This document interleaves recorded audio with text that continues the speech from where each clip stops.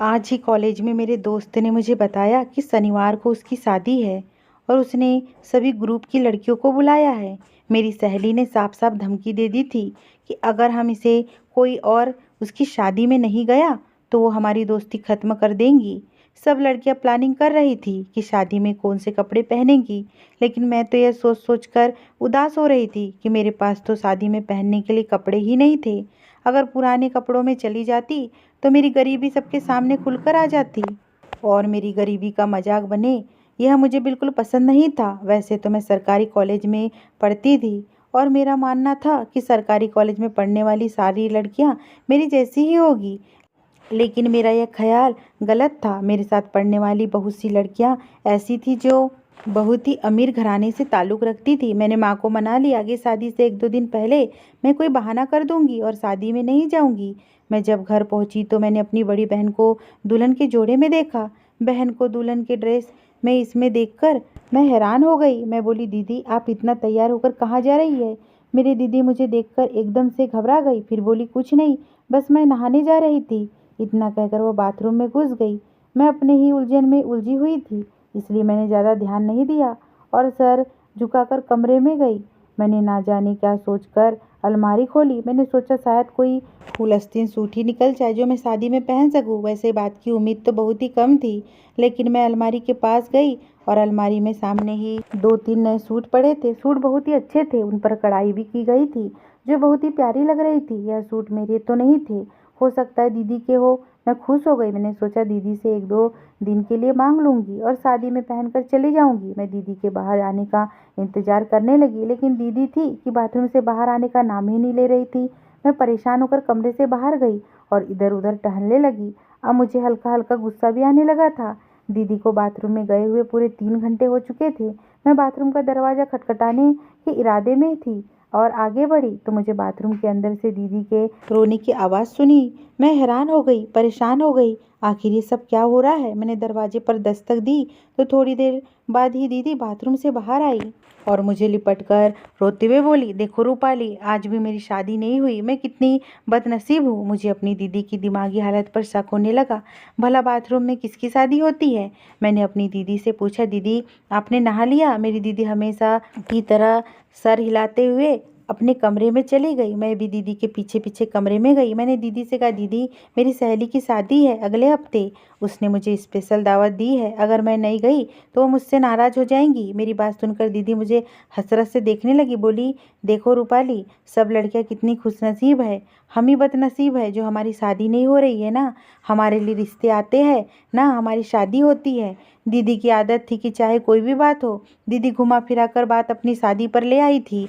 मेरी समझ में नहीं आता था कि आखिर दीदी को अपनी शादी का इतना शौक क्यों है। मैंने दीदी की बातों को इग्नोर करते हुए कहा, दीदी वो सब छोड़ो, ये बताओ कि मेरी सहेली की शादी में पहनने के लिए मेरे पास कपड़े नहीं है, मैं कौन से कपड़े पहनूंगी? दीदी ने मेरी बातों का कोई जवाब नहीं दिया, वो अपनी ही सोचों में गुम थी। मैंने फिर दीदी को टोका, दीदी मैंने आपकी अलमारी में कुछ कपड़े देखे हैं, अगर वह कपड़े आप मुझे उधार देंगी तो मैं आपकी बहुत शुक्रगुजार रहूंगी।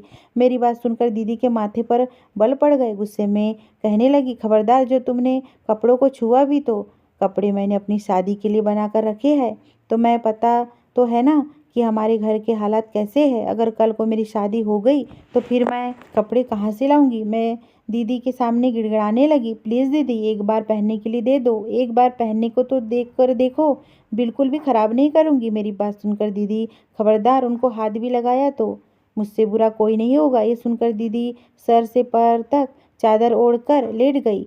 मेरी बात का कोई जवाब नहीं दिया और मैं अपने नसीब पे रोने लगी। हमारे घर के हालात बहुत ख़राब थे।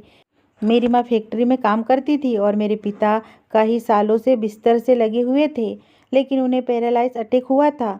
जब पापा पैरालाइज हुए थे तो समय दीदी सोनम के लिए बहुत रिश्ते आए थे, लेकिन घर के हालात तो समय भी बहुत ख़राब था, इसलिए मेरी माँ ने उन रिश्तों के लिए मना कर दिया। लेकिन अब घर में कुछ अजीब होने लगा था। मैं जब भी कॉलेज से आती तो दीदी मुझे सजी सवरी मिलती।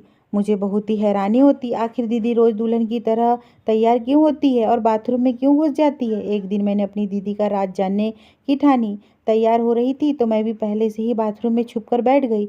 दोस्तों, मेरा नाम रूपाली है, हम दोनों बहनें हैं। हमारे घर के हालात बस से बदतर है। हम गरीबी से नीचे का भी जीवन यापन कर रहे हैं। मेरे पापा बिस्तर से लगे हुए हैं। मेरी माँ सुबह सवेरे फैक्ट्री में काम करने के लिए निकल जाती है। मैं सरकारी कॉलेज में अपनी पढ़ाई पूरी कर रही हूँ। पढ़ाई का जो भी खर्चा होता है वह मैं ट्यूशन पढ़ाकर पूरा करती हूँ। मेरी बहन सोनम वो घर पर ही रहती है और मेरे पापा का भी ख्याल रखती है। इसके अलावा वो सिलाई करती है, लेकिन वो अपने पैसे बहुत संभाल संभाल कर रखती है। कहती है कि ये पैसे मैं किसी खास मकसद के लिए रख रही हूँ। लेकिन दीदी का वह खास मकसद क्या था मुझे आज तक समझ में नहीं आया था, और ना ही मैंने जानने की कोई दिलचस्पी ली थी। दीदी की अपनी एक अलग ही दुनिया थी। उन्होंने ज़्यादा पढ़ाई लिखाई भी नहीं की थी, क्योंकि मम्मी नौकरी करती थी, पापा बीमार होते थे और घर पर किसी का होना ज़रूरी होता था। लेकिन धीरे धीरे सारी लड़कियों की शादियां होते गई और दीदी तन्हाई का शिकार हो गई। दीदी अब अपना टाइम पास कपड़े सीकर कर रही थी, लेकिन मम्मी ने यह कहकर मना कर दिया कि अगर मैं सोनम की शादी कर दूंगी तो घर पर पड़े बीमार बाप को कौन देखेगा। और इसी तरह धीरे धीरे दीदी की उम्र निकलते जा रही थी। दीदी अपनी शादी का अरमान दिल में लिए बैठी थी। शाम को मम्मी जब घर पर आई तो मैंने मम्मी से कहा, मम्मी मेरी सहेली की शादी है और शादी में जाने के लिए मुझे नए कपड़े चाहिए, तो नए कपड़े खरीदने के लिए मुझे पैसे दे दो। मेरी बात सुनकर मम्मी को गुस्सा आ गया और मुझसे कहने लगी, तुम्हें शर्म आनी चाहिए। घर के हालात तुम्हारे सामने है। घर के लिए राशन पानी लेना, तुम्हारे बीमार बाप की दवाई, किराया और तुम्हारे लिए नए कपड़े जोड़े बनाए। मैं कमाने वाली एक अकेली हूँ और खाने वाले तुम सब। मैं तुम दोनों बहनों का पेट भर रही हूँ। यह क्या कम है? आगे मुझसे किसी भी बात की उम्मीद मत रखो। मम्मी की बात सुनकर मुझे भी गुस्सा आ गया। मैंने कहा, मम्मी आप दीदी की शादी कर दो। उनकी शादी की उम्र निकलती जा रही है। दीदी की शादी हो जाएगी तो एक खाने वाला कम हो जाएगा। अभी यह बातें हो ही रही थी कि अंदर से दीदी कमरे से बाहर आई और गुस्से से कहने लगी, रूपाली माँ मना कर देंगी। अगर तुम ये समझ रही हो तो ये तुम्हारी गलतफहमी है। हमारी माँ हम दोनों की शादियाँ कभी नहीं करेंगी। यह हमें हमेशा इसी घर में बिठा कर रखेंगी और बांध कर रखेंगी। पता नहीं, शायद इन्होंने हमारा अचार डालना है। मेरे सर में तो सफ़ेद बाल चमकने लगे हैं। कुछ और दिनों में तुम्हारे बालों में भी सफ़ेदी चमकते लगेंगी। फिर लगाया करना सबसे छुप छुप कर बालों में कलर। सोनम दीदी की बात सुनकर मम्मी गुस्से से बोली, तुम्हें शर्म नहीं आई अपने मुंह से अपनी शादी की बात करते हुए? तुम्हें समझना चाहिए ना कि मेरी नज़र में कोई अच्छा रिश्ता आता तो मैं तुम्हारी शादी करती। अगर तुम कहो तो किसी पेड़ से करा दूँ। मम्मी की बात सुनकर सोनम दीदी गुस्से से फूट पड़ी। कहने लगी, मम्मी पूरा दिन मैं घर में ही होती हूँ। इस घर में कब क्या होता है मुझे सब पता होता है। अभी पिछले महीने ही एक रिश्ता आया था और आपने उस रिश्ते को इनकार किया था। दीदी की बात को सुनकर मम्मी थोड़ा घबरा गई थी। वो घबरा कर इधर उधर देखने लगी थी और ऐसी कह रही थी जैसे उनकी चोरी पकड़ी गई हो। फिर खुद को संभालते हुए बोली, किसी मजबूरी के तहत मैंने तुम्हारी शादी नहीं की। हर माँ बाप की कुछ मजबूरी होती है। सारे माँ बाप चाहते हैं कि उनकी औलाद खुश रहे, और मैंने तुम्हारी बेहतरीन के लिए ही ये सब कुछ किया है। इसमें मेरी क्या भलाई है, मैं जान सकती हूँ मम्मी। सोनम दीदी की बात का कोई जवाब नहीं दिया और बात को खत्म करने के इरादे से उठकर कमरे में चली गई। साथ ही साथ मम्मी बड़बड़ा भी रही थी, इस लड़की को शादी का इतना शौक क्यों है? रूपाली भी तो है, उसके मुंह से तो कभी शादी का नाम नहीं सुना। मम्मी के मुंह से अपनी तारीफ सुनकर मैं खुश हो गई थी, लेकिन दिल थोड़ा अजीब सा हो रहा था। पता नहीं मामला क्या था और उस मामले में कसूरवार कौन था, मम्मी या फिर दीदी? मैंने अपना सर झुका दिया, क्योंकि इन सब बातों को गौर करने के लिए मेरे पास टाइम नहीं था। गौर करने के लिए मेरे पास कुछ और भी काम थे। मुझे अपनी सहेली की शादी की धुन समा थी। मैं अपनी प्लानिंग करने लगी, कैसे दीदी को राजी करूं जिससे कि वो मुझे अपना सूट शादी में पहनने के लिए दे दे। और उसका एक ही तरीका था कि मैं दीदी को हमेशा सेठ देखती थी कि मेरी शादी नहीं हो रही है। मैं तो अजीब ही उलझन में फंसी हुई थी। मुझे लगा इंसान का शायद असली मकसद शादी करना ही है। उस दिन मैं कॉलेज में से घर आई तो दीदी फिर से मुझे दुल्हन के कपड़ों में सजी सवरी मिली। वो तैयार होकर जल्दबाजी में कमरे से बाहर निकल रही थी।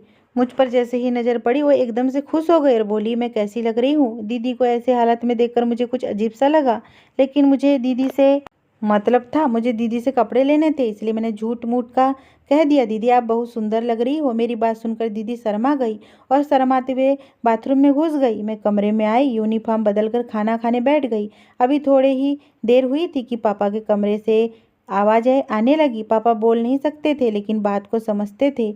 मुझे भी इस हाथ से इशारे से अपने पास बुलाया और इशारे से कहने लगे, सोनम हर रोज़ दुल्हन का जोड़ा क्यों पहनती है? क्या सोनम ने शादी कर ली है? मैंने कहा, नहीं पापा, सोनम दीदी ने शादी नहीं की है। मेरी बात सुनकर पापा ने इशारे से कहा, तुम अपनी दीदी पर निगाह रखना कि वह क्या करती है, लेकिन एक बात का ध्यान रखना, यह बात अपनी माँ को मत बताना, उससे छुपा कर ही रखना। मैंने कहा, ऐसा क्यों कह रहे हो पापा? बोले, इसलिए अगर तुम्हारी माँ को ये सब बातें पता चल गई तो वह तुम्हारी बहन सोनम को जान से मार देंगी। पापा की बात सुनकर मुझे अजीब सी उलझन होने लगी। मैं बाहर गई। दीदी अभी तक बाथरूम में ही थी। मैं बाथरूम के पास गई, कान लगाकर कुछ सुनने की कोशिश की, लेकिन कुछ भी सुनाई नहीं दे रहा था।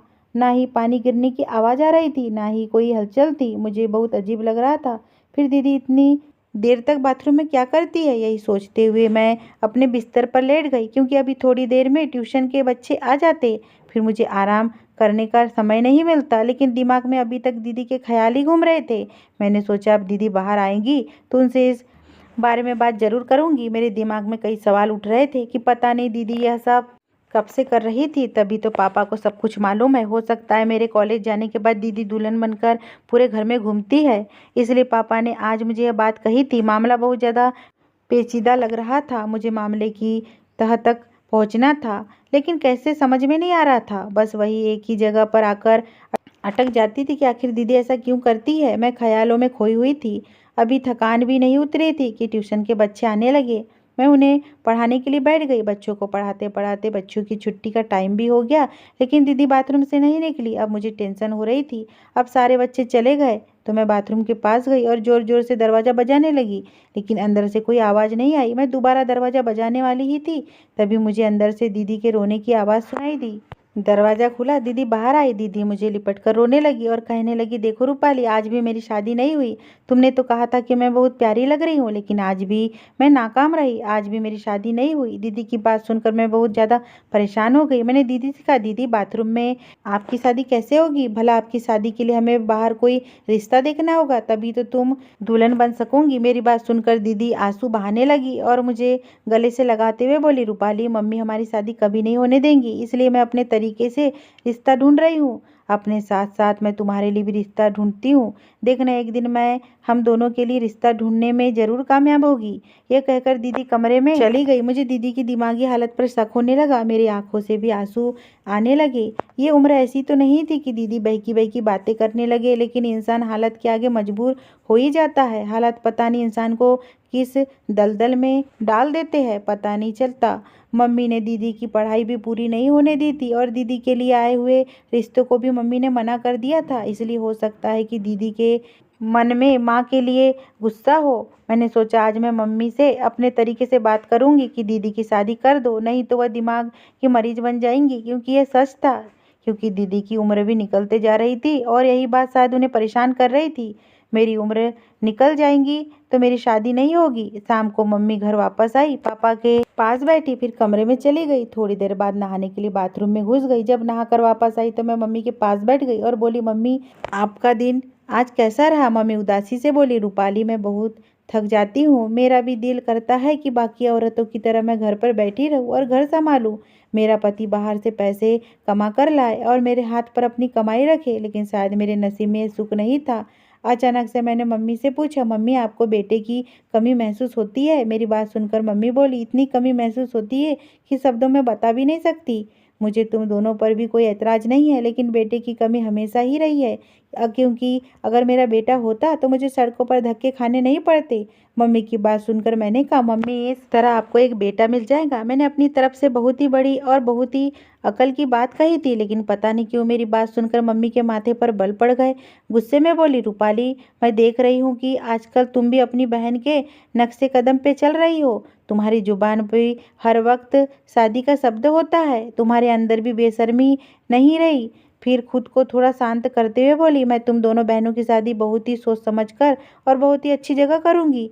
सच कहूँ तो मुझे तुम्हारे नसीबों से डर लगता है, क्योंकि मेरी शादी का उदाहरण तुम्हारे सामने है। तुम्हें क्या लगता है, अगर मैं तुम्हारी शादी तुम्हारे बाप जैसे इंसान के साथ कर दूंगी तो क्या तुम खुश रह पाओगी? तुम्हारा बाप एक फैक्ट्री में काम करता था, महीने के 8,000 कमाता था और उन्हीं 8,000 से तुम दोनों बच्चों का खुद का और तुम्हारे बाप का पेट पालती थी। 8,000 में कैसे गुजारा करती थी यह मैं ही जानती हूँ, या फिर मेरा भगवान। मैं तो इतने पर भी राजी थी, लेकिन देखो तुम्हारा बाप तो ये भी कमाने से रहा, और अब घर के हालात तुम्हारे सामने है। मैं नहीं चाहती तुम दोनों बहनों की भी मेरी जैसी जिंदगी जीनी पड़े। शादी की क्या है, वह तो किसी भी उम्र में हो जाएंगी, लेकिन अगर गलत इंसान से हो गई फिर तुम्हारे पास कोई दूसरा ऑप्शन भी नहीं होगा। तुम्हें गले में पड़े ढोल को बजाना ही पड़ेगा। इसलिए मैं तुम दोनों बहनों की शादी सोच समझ कर करूंगी। मम्मी की बात समझ में आ गई थी मुझे, लेकिन यह बात मैं दीदी को कैसे समझाती। फिर मैंने मम्मी की गैर मौजूदगी में दीदी से बात करने की सोची, और मौका देखकर मैंने दीदी से बात की। मैंने कहा, दीदी आप मम्मी से वैसे ही गुस्सा रहती हो। मम्मी जो कुछ भी करती है हमारी भलाई के लिए ही करती है, और बहुत ही अच्छी जगह शादी करेंगी। वो आपकी शादी बहुत ही अच्छी जगह करना चाहती है, इसलिए इतना टाइम ले रही है। मेरी बात सुनकर दीदी ने कोई जवाब नहीं दिया, बस मेरी बात सुनकर थोड़ा सा मुस्कुरा दी। दीदी का रूटीन अभी भी वैसे ही चालू था। वो दुल्हन की तरह तैयार होती, बाथरूम में घुस जाती। मुझे दीदी का यह बाथरूम वाला राज जानना था। एक रोज मैंने सोचा कि जैसे ही दीदी बाथरूम से निकलेंगी मैं फौरन बाथरूम में घुस जाऊंगी। हो सकता है इस वक्त तो बाथरूम में मुझे कोई सुराग मिल जाए, और फिर वही हुआ। दीदी दुल्हन की तरह सज धज कर बाथरूम में घुस गई। दीदी को बाथरूम में गए 3 घंटे हो चुके थे। मैं इंतजार कर रही थी कि कब दीदी बाहर आए और मैं अंदर जाऊं। लगभग 3 घंटे के बाद दीदी बाथरूम से बाहर निकली। वह अभी दुल्हन की ड्रेस में ही थी, जिसका साफ मतलब था कि वो नहाई नहीं थी। बाथरूम से निकलकर जैसे ही दीदी कमरे की तरफ बढ़ी, मैं फौरन बाथरूम में घुस गई। बाथरूम का फर्श गीला था। दीदी जाहिर करना चाहती थी कि वो नहाकर निकली है, लेकिन वो तो दीदी के कपड़ों से साफ पता चल रहा था कि दीदी नहीं नहाई है। बाथरूम से मैंने एक एक चीज को जज कर लिया, लेकिन कोई भी सुराग मेरे हाथ में नहीं लगा। मैं दीदी से भी पूछ पूछ कर थक गई थी, लेकिन उन्होंने भी कुछ नहीं बताया। चुपचाप से मैं लेटी हुई थी और दिमाग पर जोर डाल रही थी कि दीदी का राज कैसे मालूम करूं। दीदी का राज जानने के लिए मैंने दूसरा रास्ता तैयार किया, और उसके लिए मुझे दूसरे दिन का इंतजार था। दूसरा दिन भी आ गया।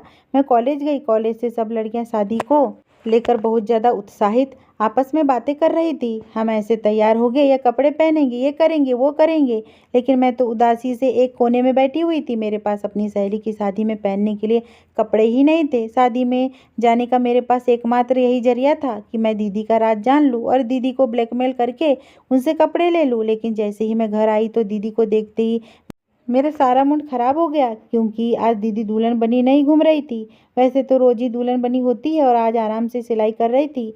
जब आज मुझे दीदी से काम था तो दीदी आराम से अपने काम में लगी थी। मैं अंदर ही अंदर जल्दी ही खोल रहा था। ऐसे ही धीरे धीरे करके दिन बीत गया और 3 बज गए। अब दीदी एकदम से उठी और तैयार होने के लिए अंदर कमरे में गई। दीदी तैयार होने के लिए जैसे ही कमरे में गई, मैं जल्दी से बाथरूम में घुस गई। आज मैं सारा नज़ारा अपनी आंखों से देखने वाली थी। हमारा घर पुराने जमाने का बना हुआ था। बाथरूम काफ़ी बड़ा था। बाथरूम के अंदर ही वॉशिंग मशीन पड़ी हुई थी। रोशनदान खूब बड़े बड़े से थे। मैं बाथरूम में ही कोई छुपने की जगह ढूंढने लगी। कोई और जगह न मिलने पर मैं मशीन के पीछे छुप कर बैठ गई। थोड़ी देर में दीदी तैयार होकर बाथरूम में आई। बाथरूम में आते ही दीदी सबसे पहले मशीन को इधर उधर चेक करने लगी। डर के मारे तो मेरी जान ही निकल गई। दीदी मुझे देख ना ले, लेकिन दीदी तो कोई और ही धुन में थी। वह मशीन पर एकदम से चढ़ गई। वह चढ़कर रोशनदान से बाहर गली में कूद गई। दीदी को इस हरकत करते हुए देखकर मैं तो हक्का बक्का रह गई कि आखिर दीदी कहाँ जाती है। बिना समय बर्बाद किए मैं जल्दी से मशीन पर चढ़ी और रोशनदान से बाहर गली में कूद गई। दीदी मुझे साफ साफ दिखाई दे रही थी। वो गली के नुक्कड़ से मुड़ने ही वाली थी। मैं दीदी का पीछा करने लगी। अभी कुछ ही दूर चली थी कि दीदी एक 50 साल के बुड्ढे के पास जाकर रुक गई। उसने गाड़ी का दरवाजा खोला। दीदी गाड़ी में जाकर बैठ गई। गाड़ी का कलर काला था। तभी मैंने एक रिक्शा वाले को रोककर और मैं उसमें बैठ गई और दीदी का पीछा करने लगी। दीदी की गाड़ी एक घर के सामने जाकर रुक गई। दीदी और वो आदमी घर के अंदर चले गए। मैंने बाहर से झाँक कर देखा तो उस घर में और भी लोग मौजूद थे। दीदी की सारी सामग्रियां वहां पर रखी हुई थी और एक पंडित जी भी बैठे हुए थे। कोई मंत्र पढ़ रहे थे। देखते ही देखते दीदी एक आदमी के साथ फेरे लेने लगी। मैं हक्का बक्का से खड़ी थी, कुछ बोल ही नहीं पा रही थी। थोड़ी देर में शादी संपन्न हो गई। दीदी ने भी सभी लोगों का आशीर्वाद लिया। उस बूढ़े आदमी ने भी दीदी और दीदी के पति को आशीर्वाद दिया। मैं दरवाजे के पीछे से सब देख रही थी। थोड़ी देर में घर खाली हो गया। अब वहाँ पर सिर्फ दीदी और वह 50 साल का बुढ़ा बचा था। दीदी का पति चला गया था। तब मैं गेट के पीछे से निकल कर आई और गुस्से से अपनी दीदी से बोली, दीदी आपने ये सब क्यों किया? आपको अपनी शादी की इतनी जल्दी क्यों थी? आपने अपनी शादी मम्मी पापा को बताए बगैर कर ली। अपनी शादी करने के लिए आपने किसी गैर इंसान का सहारा लिया। मुझे देखकर पहले ही तो दीदी चौंकी, फिर खुश होकर मेरे पास आई और मेरे गले से लिपट गई। रूपाली देखो, आज सच में मेरी शादी हो गई। मुझे दीदी पर बहुत गुस्सा आ रहा था। मैंने दीदी को खुद से अलग हटाते हुए कहा, दीदी यह आपने सही नहीं किया। आपने मम्मी पापा को दुख पहुंचाया है। आपकी हरकत से मम्मी पापा पर क्या बीतेंगी आपको पता है? सोनम दीदी ने मुझे समझाते हुए कहा, रूपाली पापा कुछ नहीं बताएंगे, तुम्हें सच्चाई नहीं पता है। आज मैं तुम्हें सारी सच्चाई बताती हूँ। सच्चाई यह है कि मैं और तुम मम्मी की सगी बेटी नहीं है, वो हमारी सौतेली माँ है। पापा ने दूसरी शादी की थी, उनकी पहली बीवी मर चुकी थी, इसलिए पापा ने दूसरी शादी की। पापा और हमारी सौतेली माँ मम्मी उस समय आपस में बहुत खुश रहते थे। पापा मम्मी का बहुत ध्यान रखते थे। पापा ने मम्मी से कहा था कि एक बेटा दे दो, फिर हमारी फैमिली पूरी हो जाएगी। लेकिन शादी के 5 साल गुजर गए, लेकिन मम्मी को कोई औलाद नहीं हुई। तो फिर मम्मी ने डॉक्टर को दिखाया। डॉक्टर ने बताया कि तुम बांझ हो, तुम्हें कभी औलाद नहीं हो सकती। घर आकर मम्मी बहुत रोई, लेकिन पापा ने उनका साथ दिया, उन्हें हिम्मत बनाया और कहा मेरे लिए मेरी बेटियां ही बहुत है। मम्मी को भी उस वक्त तो अपने पति पर बहुत प्यार आया था, क्योंकि मम्मी इतना ज़्यादा डर गई थी। उन्हें लगा था कि अब मेरा तलाक हो जाएगा, अब मेरे पति मुझे घर से निकाल देंगे, क्योंकि उन्हें बेटे की चाहत थी और उन्हें बेटा नहीं दे पाई थी। दिन यूं ही बीत रहे थे। एक दिन अचानक मम्मी को पता चला कि वो बांझ नहीं थी, बल्कि वो पापा की एक चाल थी। उन्हें मम्मी से कोई बच्चा चाहिए ही नहीं था। उन्हें डर था कि हम दोनों बहनों का ख्याल नहीं रखेंगे, इसलिए पापा मम्मी को कुछ ऐसी दवाइयाँ चुपके से मिला देते थे जिससे कि मम्मी माँ नहीं बन पा रही थी। मम्मी को जब ये राज पता चला तो मम्मी को कोई बच्चा नहीं हो तो उन्होंने पापा से खूब झगड़ा किया।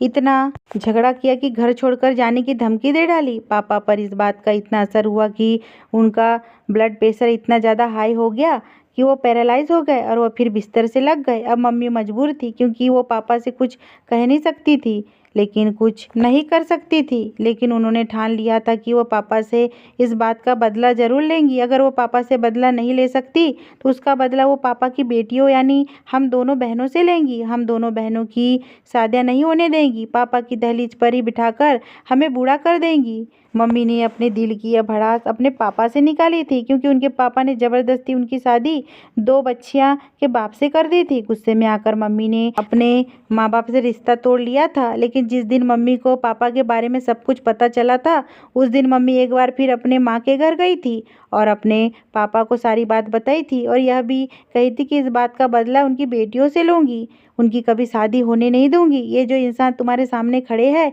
ये मम्मी के पापा है। उन्होंने ही हमारे घर आकर मुझे सारी हकीकत बताई थी और उन्होंने मुझसे वादा किया था कि तुम दोनों बहनों की शादियां करवा कर ही रहूँगा। उन्होंने मुझे अपने घर का एड्रेस दिया था, इसलिए मैं तैयार होकर इनके घर आ गई थी। वहाँ लड़के वाले पहले से ही मौजूद होते थे, इसलिए हर बार लड़के वाले मुझे देखकर शादी के लिए मना कर देते थे। लेकिन मेरी उम्र भी ज़्यादा हो चुकी थी और मैं कोई खास ज़्यादा सुंदर भी नहीं थी। लेकिन फाइनली आज देखो मेरी शादी हो गई। मैं बहुत खुश हूँ। देखना रूपाली, तुम्हारी भी जल्दी ही शादी करवा दूंगी। दीदी ने जो बातें मुझे बताई वो बहुत ज़्यादा हैरान कर देने वाली थी, लेकिन विश्वास तो करना ही था, क्योंकि सारे सबूत और गवाह हमारे सामने थे, क्योंकि मम्मी के पापा हमारे सामने खड़े थे, इस बात की गवाही दे रहे थे। फिर मैंने दीदी से कहा, लेकिन दीदी आप तैयार होकर बाथरूम ही क्यों जाती थी? आप दरवाजे से क्यों जा नहीं सकती थी? दीदी बोली, अगर मैं तैयार होकर दरवाजे से जाती तो सबको पता चल जाता, खासकर पापा को सबसे पहले पता चल जाता। पापा को परेशान करना नहीं चाहती थी।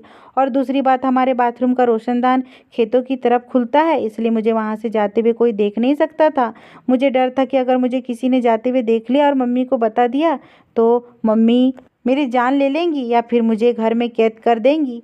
खैर, मैं और दीदी घर वापस आ गए। कुछ ही दिनों में उनकी विदाई होनी थी, लेकिन मम्मी पापा चाहते थे कि वह मेरे लिए भी रिश्ता ढूंढ ले और मेरी भी शादी कर दे, क्योंकि दीदी के जाने के बाद मेरी ज़िंदगी बहुत ज़्यादा मुश्किल होने वाली थी। लेकिन मुझे अपने बारे में कोई गम नहीं था। दीदी की शादी हो गई, वो अपने घर की हो गई, लेकिन अब वो मेरे लिए बहुत रोती थी। कहती है, भगवान ने चाहा तो मेरा भी जल्दी ही घर हो जाएगा। और फिर दीदी की विदाई का दिन भी आ गया। मम्मी को सब कुछ पता चल गया था। दीदी की शादी का सुनते ही मम्मी गुस्से से भड़क पड़ी थी। एक जख्मी शेरनी बन गई थी, दहाड़े मार मार कर रो भी रही थी और दीदी और मुझे कोस भी रही थी।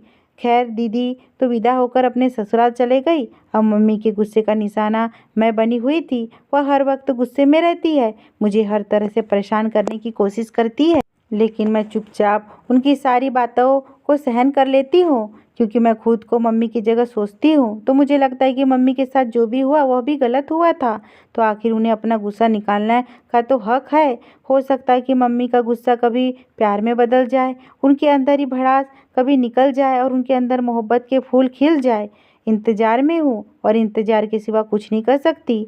दोस्तों, आपको क्या लगता है, क्या मुझे मम्मी के जुल्मों को सहते रहना चाहिए या फिर दीदी की तरह चुपके से शादी कर लेनी चाहिए? अगर ये स्टोरी आपको पसंद आई हो और चैनल पे नए हो तो प्लीज़ चैनल को सब्सक्राइब और वीडियो को लाइक कर दीजिए। धन्यवाद।